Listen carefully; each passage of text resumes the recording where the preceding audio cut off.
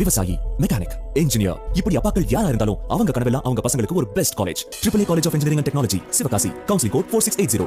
21st rank in Anna University, National Board of Accreditation, NAC with A grade ISO certified institution, best engineering college in Virudhunagar district. மாண்புமிகு பேரவை தலைவர் அவர்களே, எதிர்வரும் ஆண்டுகளில் நாம் மேற்கொள்ளவிருக்கும் பயணத்தின் முக்கிய நோக்கங்களை உள்வாங்கி இந்த வரவு செலவு திட்டத்தை உருவாக்கிட வழிகாட்டியாக அமைந்தவை பேரறிஞர் அண்ணாவின் தொலைநோக்கு பார்வைதான். நிதியமைச்சராகவும் பொறுப்பு வகித்த பேரறிஞர் அண்ணா 1968-69 நிதியாண்டுக்கான வரவு செலவு திட்ட உரையில் குறிப்பிட்ட வாசகங்களை நினைவுகூர விளைகிறேன்.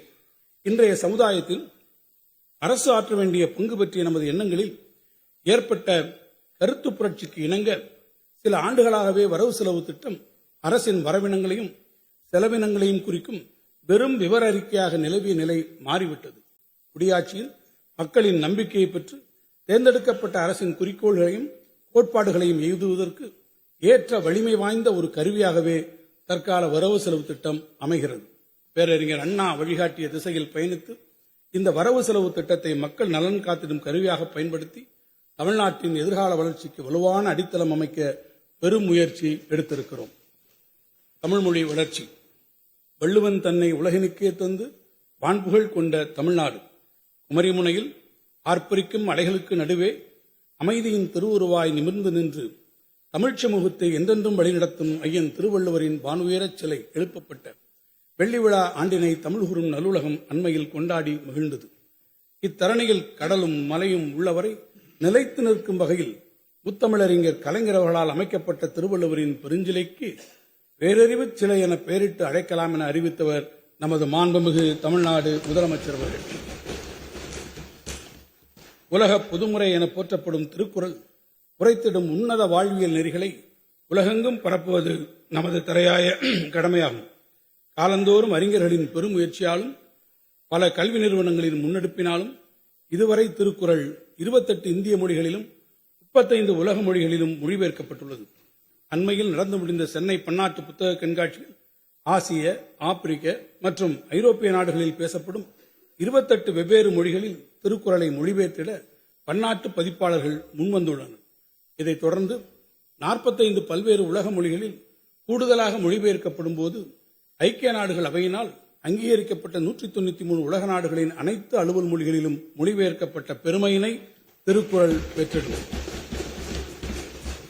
வான்புகழ் வள்ளுவத்தை உலகெங்கும் கொண்டு சேர்க்கும் உயரிய நோக்கம் கொண்ட இந்த மொழிபெயர்ப்பு திட்டத்தை பிற கல்வி நிறுவனங்களுடன் இணைந்து தமிழ்நாடு பாடநூல் மற்றும் கல்வியியல் பணிகள் கழகம் எதிர்வரும் 3 ஆண்டுகளில் நிறைவேற்றிட 133 லட்சம் ரூபாய் நிதி ஒதுக்கீடு செய்யப்பட்டுள்ளது.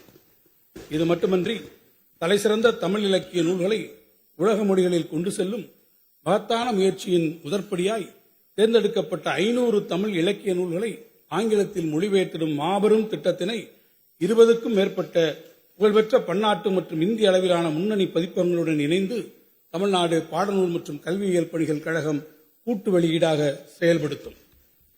அடுத்த 5 ஆண்டுகளில் ஆண்டிற்கு 100 நூல்கள் வீதம் 500 ஆங்கில மொழிபெயர்ப்பு நூல்களை பதிப்பிக்கும் முயற்சிக்கு முதற்கட்டமாக 10 கோடி ரூபாய் நிதி ஒதுக்கீடு செய்யப்பட்டுள்ளது. நாள்தோறும் மாறிக்கொண்டிருக்கும் இந்த தொழில்நுட்ப யுகத்தில் மருத்துவம், பொறியியல் உள்ளிட்ட உயர்நுட்ப நூல்களை துறை வல்லுநர்களின் வழிகாட்டுதலுடன் இயந்திர மொழியாக்க மெஷின் டிரான்ஸ்லேஷன் தொழில்நுட்பத்தின் துணையுடன் தமிழ் மொழியில் உடனுக்குடன் பதிப்பாக்கம் செய்திட 2 கோடி ரூபாய் நிதி ஒதுக்கப்படும். மேலும் பழந்தமிழ் ஓலைச்சுவடிகள், அரிய ஆவணங்கள் மற்றும் முக்கிய ஆளுமைகளின் கையெழுத்து பிரதிகளை மின் பதிப்பாக்கம் செய்திட வரும் நிதியாண்டில் 2 கோடி ரூபாய் நிதி ஒதுக்கீடு செய்யப்பட்டுள்ளது. அறிவை பரவலாக்கும் முயற்சியின் ஒரு பகுதியாக கடந்த 3 ஆண்டுகளாக நடத்தப்பட்டு வரும் சென்னை பன்னாட்டு புத்தக கண்காட்சி மற்றும் அனைத்து மாவட்ட தலைநகரங்களிலும் நடத்தப்பட்டு வரும் புத்தக திருவிழாக்களை நாடே வியந்து பாராட்டிக் கொண்டிருக்கிறது. இதன் அடுத்த கட்ட நகர்வாக தமிழர்கள் அதிகம் வசிக்கும் புதுதில்லி, மும்பை, பெங்களூரு, கொல்கத்தா, திருவனந்தபுரம் போன்ற பிற இந்திய பெருநகரங்கள் மட்டுமின்றி வெளிநாடுகளிலும் குறிப்பாக சிங்கப்பூர், கோலாலம்பூர் மற்றும் துபாய் ஆகிய நகரங்களிலும் தமிழ் புத்தக கண்காட்சிகள் இந்த ஆண்டு முதல் நடத்தப்படும். இதற்கென 2 கோடி ரூபாய் ஒதுக்கீடு செய்யப்பட்டுள்ளது. வெளிநாடுகளில் வாழும் தமிழர்களின் இளைய தலைமுறையினருக்கும் தமிழ் மரபை முறையாக அறிமுகம் செய்திடும் வகையில் அயலக தமிழர் நல வாரியம் மூலம் அவர்களுக்கு தமிழ் மொழி மற்றும் நாட்டுப்புற கலைகளை பயிற்றுவிக்கும் 100 தமிழாசிரியர்கள் மற்றும் கலைஞர்களை கொண்டு நேரடி வகுப்புகள் நடத்திட 10 கோடி ரூபாய் நிதி ஒதுக்கீடு செய்யப்பட்டுள்ளது. தமிழ் செம்மொழியின் பெருமையினையும் தமிழ் பண்பாட்டின் சிறப்பினையும் உலகத்தமிழ் இளைஞர்களிடையே பரவிடச் செய்திடும் நோக்கத்தில் தமிழ்நாடு மட்டுமின்றி இதர இந்திய நகரங்களில் உள்ள பள்ளிகள் மற்றும் உலகத்தமிழ் மையங்களில் பயின்றிடும் மாணவர்களும் பங்கேற்கும் வகையில் கணினி வழி தேர்வு முறையில் உலகத்தமிழ் ஒலிம்பியாட் போட்டி இனி ஆண்டுதோறும் நடத்தப்படும். உலக அளவிலான வெற்றியாளர்கள் மட்டுமின்றி தேசிய மற்றும் மாநில அளவில் சிறப்பிடம் பெற்றிடும் மாணவர்களுக்குமான மொத்த பரிசு தொகையாக 1 கோடி ரூபாய் வழங்கி சிறப்பிக்கப்படும். இந்திய திருநாடு பன்மொழிகளின் சங்கமம் என்பதை கருத்தில் கொண்டு உலகின் மிக மூத்த தனிச் செம்மொழிகளில் ஒன்றான தமிழ் மொழியின் தொன்மை மற்றும் தொடர்ச்சியினை இளைய தலைமுறையினரும் அறிந்து கொள்ளும் வகையில் அகரம் மொழிகளின் அருங்காட்சியகம் மதுரை உலக தமிழ்ச்சங்க வளாகத்தில் அமைக்கப்படும். திராவிட மொழி குடும்பத்தின் மூத்த தமிழ் மொழிக்கும் இதர இந்திய மொழிகளுக்குமான மொழியியல் உறவு, தென்னிந்திய பழங்குடி மக்கள் பேசும் மொழிகள் குறித்த பதிவுகள், பாறை ஓவியங்கள் தொடங்கி கல்வெட்டுக்கள், அச்சுக்கலை வழியே கனித்தமிழ் வரையிலான தமிழ் மொழியின் நீண்ட பயணம் குறித்த பல அரிய பதிவுகள் உயர் தொழில்நுட்ப வசதியுடன் இந்த மொழிகளின் அருங்காட்சியகத்தில் இடம்பெறும். பண்பாடு தமிழ் பண்பாட்டின் தொன்மையினை இலக்கியம், வரலாறு மட்டுமின்றி தொல்லியல், அகழ்வாராய்ச்சி மூலம் வெளிக்கொணர்ந்த சான்றுகளையும் அறிவியல் முறைப்படி ஆய்வு செய்து அறிவுலகம் ஏற்றுக்கொள்ளும் வகையில் நிறுவிட தேவையான அனைத்து முயற்சிகளையும் நமது அரசு எடுத்து வருகிறது. தமிழ்நாட்டின் பல்வேறு இரும்பு கால தொல்லியல் தளங்களில் சேகரிக்கப்பட்ட சான்றுகள் குறித்து உலக புகழ்பெற்ற ஆய்வகங்களில் இருந்து பெறப்பட்ட ஆய்வு முடிவுகளின் அடிப்படையில் தமிழ் நிலப்பரப்பில் 5300 ஆண்டுகளுக்கு முன்னரே இரும்பு உருக்கும் தொழில்நுட்பத்தின் அறிமுகம் ஏற்பட்டுள்ளது எனும் வரலாற்று சிறப்புமிக்க அறிவிப்பை மாண்புமிகு தமிழ்நாடு முதலமைச்சர் அவர்கள் அண்மையில் உலகிற்கு அறிவித்தார்கள். உலகின் தலைசிறந்த தொல்லியல் ஆய்வாளர்களும் தேசிய அளவிலான தொழில்நுட்ப வல்லுநர்களும் இந்த ஆய்வு முடிவுகளை வரவேற்றும் பாராட்டியும் உள்ளனர். இரும்பின் தொன்மை குறித்தும் பழந்தமிழரின் தொழில்நுட்ப திறன் குறித்தும் வெளியான இந்த ஆராய்ச்சி முடிவுகளை உலகத் தமிழர்கள் பெருமகிழ்ச்சியோடு கொண்டாடி மகிழ்ந்தார்கள் என்பதை இம்மாமன்ற உறுப்பினர்கள் நன்கு அறிவார்கள். இவ்வேளையில் 3 ஆண்டுகளுக்கு முன்னர் இம்மாமன்றத்தில் பெருமிதத்தோடு மாண்புமிகு முதலமைச்சர் அவர்கள் அறிவித்த வரலாற்றில் இடம்பெறவிருக்கும் வாசகத்தை நாம் நினைவுகூர்ந்து இரும்பின் உறுதியோடு உறக்கச் சொல்லுவோம். இந்திய துணைக்கண்டத்தின் வரலாறு இனி தமிழ் நிலப்பரப்பிலிருந்துதான் தொடங்கி எழுதப்பட வேண்டும்.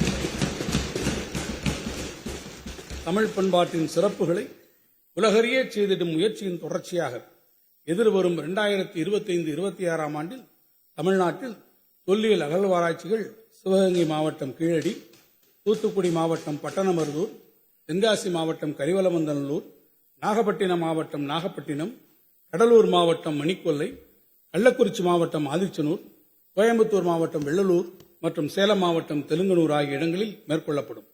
பழந்தமிழரின் பண்பாட்டு அடையாளங்களை தேடும் பயணம் அண்டை மாநிலங்களில் உள்ள பாலூர் ஒடிசா, பெங்கி ஆந்திரா, மஸ்கி கர்நாடகா ஆகிய பகுதிகளுக்கும் விரிவடைந்திருக்கிறது. அகழ்வாராய்ச்சியில் வெளிக்கொணரப்பட்ட தொல்லியல் பொருள்களில் தொல் மரபணுவியல் ஏன்ஷியன்ட் டிஎன்ஏ அனாலிசிஸ், உலோகவியல் பகுப்பாய்வு மெட்டலர்ஜிக்கல் அனாலிசிஸ், நுண் தாவரவியல் மைக்ரோ பாட்டனி, மகரந்த பகுப்பாய்வு போலன் அனாலிசிஸ், தூண்டொளி வெப்பக்கால கணிப்பு optically stimulator லுமினிசன்ஸ் dating, மட்பாண்டவியல் ceramic technology உள்ளிட்ட உயர் தொழில்நுட்ப ஆய்வுகள் உலக புகழ்பெற்ற ஆராய்ச்சி நிறுவனங்களுடன் இணைந்து மேற்கொள்ளப்படும். வரும் நிதியாண்டில் தொல்லியல் அகழ்வாராய்ச்சி மற்றும் அறிவியல் ஆய்வுகள் மேற்கொள்ள 7 கோடி ரூபாய் நிதி ஒதுக்கப்படும். மேலும் தென்கிழக்கு ஆசியா, மத்திய தரைக்கடல் பகுதி, அரேபிய தீபகற்பம் மற்றும் ரோம பேரரசு பகுதிகளுடன் பழந்தமிழர் மேற்கொண்டிருந்த கடல்வழி வணிகச் சிறப்பினை வெளிக்கொணரும் வகையில் பல்வேறு ஆழ்கடல் அகழ்வாய்வுகளை தமிழ்நாட்டின் கடற்கரை பகுதிகளில் மேற்கொள்ள திட்டமிடப்பட்டுள்ளது. முதற்கட்டமாக இந்த ஆண்டு புகழ்பெற்ற தொல்லியல் அறிஞர்களின் ஆலோசனையுடனும் முன்னணி தொழில்நுட்ப நிறுவனங்களின் துணையோடும் காவிரி பூம்பட்டினம் முதல் நாகப்பட்டினம் வரை விரிவான ஆழ்கடல் அகழ்வாய்வு மேற்கொள்ளப்படும். தமிழ்நாடெங்கும் மேற்கொள்ளப்படும் அகழ்வாராய்ச்சிகளில் வெளிக்கொணரப்பட்ட தொல்லியல் பொருட்களை உயர் தொழில்நுட்ப வசதிகள் துணை கொண்டு அழகுற காட்சிப்படுத்தும் வகையில் அருங்காட்சியகங்கள் அமைப்பதன் மூலம் தமிழ் பண்பாட்டின் பெருமையை உலகிற்கு உரிய முறையில் பறைசாற்றிட முடியும் என இந்த அரசு கருதுகிறது. இந்த வகையில் கொடுமணல் அகழ்வாய்வுகளை முன்னிலைப்படுத்தி ஈரோடு மாவட்டத்தில் நொய்யல் அருங்காட்சியகம் 22 கோடி ரூபாய் மதிப்பீட்டிலும் சங்ககால பாண்டியரின் கடல்வழி வணிகச் சிறப்பை விளக்கிடும் வகையில் ராமநாதபுரம் மாவட்டத்தில் நாவாய் அருங்காட்சியகம் 21 கோடி ரூபாய் மதிப்பீட்டிலும் உருவாக்கப்படும். சிந்துவெளி பண்பாட்டு கண்டுபிடிப்பின் நூற்றாண்டு நிறைவை ஒட்டி சென்னை எழும்பூர் அருங்காட்சியகத்தில் சிந்துவெளி பண்பாட்டு அரங்கம் உருவாக்கப்படும். மேலும் தமிழ்நாட்டிற்கு வருகை பெறும் பிற மாநில மற்றும் வெளிநாட்டு சுற்றுலா பயணிகளுக்கு தமிழரின் தொன்மை மற்றும் தொடர்ச்சியின் சிறப்புகளை அறிமுகப்படுத்தும் விதமாக மாமல்லபுரம் மற்றும் திருவண்ணாமலை ஆகிய இடங்களில் தமிழர் பண்பாட்டு அருங்காட்சியகங்கள் உருவாக்கப்படும். காலத்தை வென்ற கைவினைஞர்களின் கைவண்ணத்தில் ஐம்பொன்னால் உருவான 2000க்கும் மேற்பட்ட செப்பு திருமேனிகள் எழும்பூர் அருங்காட்சியகத்தில் இடம்பெற்றுள்ளன. சிற்ப அமைதி, உடல்நிகழ் தோற்றத்தன்மை, எழில்மிகு முத்திரைகள் கொண்ட சிற்ப திருமேனிகளை வெளிநாட்டவரும் கண்டு வியக்கும் வகையில் மரபுசார் கட்டடக்கலை வடிவமைப்புடன் கூடிய காட்சி அரங்கம் ஒன்று 40 கோடி ரூபாய் மதிப்பீட்டில் எழும்பூர் அருங்காட்சியக வளாகத்தில் அமைக்கப்படும். விவசாயி, மெக்கானிக், இன்ஜினியர், இப்படி அப்பாக்கள் யாரா இருந்தாலும் அவங்க கனவெல்லாம் அவங்க பசங்களுக்கு ஒரு best college. AAA college of engineering and technology, Sivakasi. Counselling code 4680. 21st rank in Anna University, National Board of Accreditation, NAC with A grade ISO certified institution, best engineering college in Virudhunagar district.